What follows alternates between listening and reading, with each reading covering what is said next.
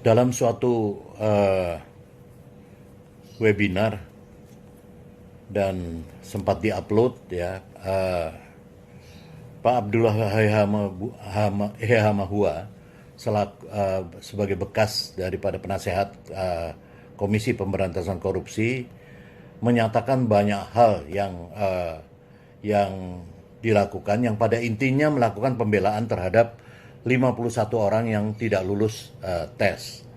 Namun itu juga disertai dengan berbagai tudingan atau gosip-gosip dan juga saya kira tuduhan ya terhadap beberapa orang yang saya kira tidak bukan saja tidak masuk akal tetapi juga lebih merupakan suudon ya.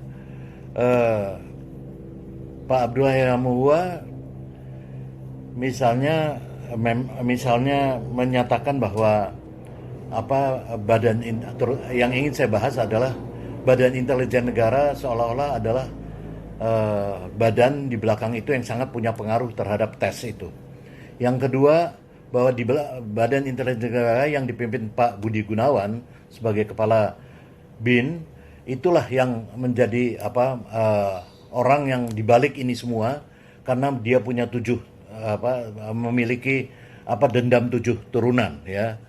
Ini agak lucu ya saya kira karena apa yang disampaikan ini selain tidak berdasar juga omong kosong ya, karena saya tidak bermaksud membela Pak Budi Gunawan karena beliau pasti bisa membela dirinya sendiri lebih dari saya, tapi ini perlu diluruskan untuk orang yang mendengarkan hal semacam ini. Yang pertama saya ingin mengatakan bahwa soal-soal tes itu soal remeh-temeh ya. Dan soal tidak lulus itu juga soal remeh-temeh. Orang tidak lulus dalam suatu tes itu terjadi di mana-mana, ya. Dan yang tidak lulus pun hanya 5,4%, ya, atau 75 orang, yang artinya 94,6% lainnya lulus. Kalau tes ini tidak benar, ya, dilakukan tidak benar, ya, yang lulus tidak lebih banyak daripada yang tidak lulus, begitu ininya. Asumsinya begitu. Nah, sekarang kalau kemudian dikatakan bahwa tes ini Badan Intelijen terlibat terlalu banyak dan sebagainya, saya ingin setahu saya bahwa tes semacam ini dilakukan oleh sebagai perintah undang-undang, sebagai instrumen dari perintah undang-undang, dan itu dilakukan oleh vendor ya, yang